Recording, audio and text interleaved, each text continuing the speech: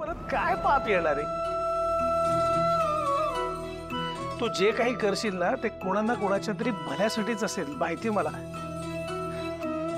म्हणून तर आता पूजा थांबवली नाही ना मी तुझी. श्रीकांत सर, पारू नेहमी या कुटुंबाच्या भल्याचाच विचार करते. जी मुलगी माझ्यासाठी माझ्या कुटुंबासाठी इतकं काय काय करते,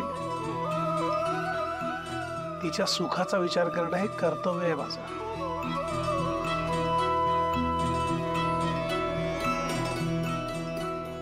पारू, आज मी तुला वचन देतो, तुझ्यासाठी सुयोग्य मुलगा मी निवडेन. तुझी जी पसंती असेल तीच माझी सुद्धा पसंती असेल. आणि इथून पुढे आयुष्यात तुला जेव्हा माझी गरज लागेल तेव्हा मी तुझ्या सोबत उभा राहील. मग त्यासाठी जगाचा विरोध पत्करावा लागला तरी चालेल.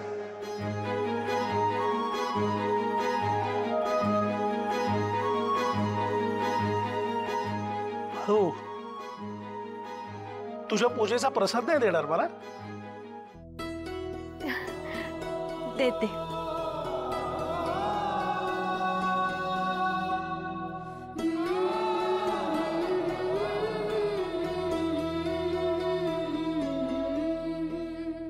आशीर्वाद द्या.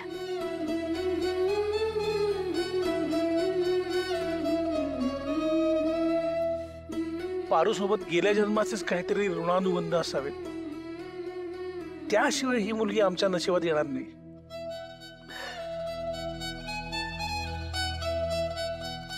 सुखी राहा.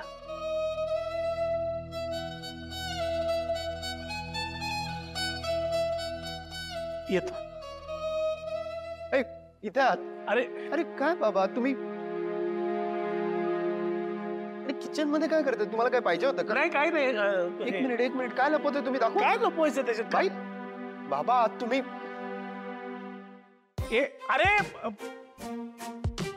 बघा, तिकडे सगळे वाट बघतायत तुमची आणि तुम्ही इथे गोड खायला आलात. कोण खाल्ले आलो? ते काय नाही, चला. अरे मला पाणी पाणी पाहिजे होतं म्हणून आलो. पण तुम्हाला सांगितलंय ना डॉक्टरांनी नाही खायचं म्हणून. बरं बाळा,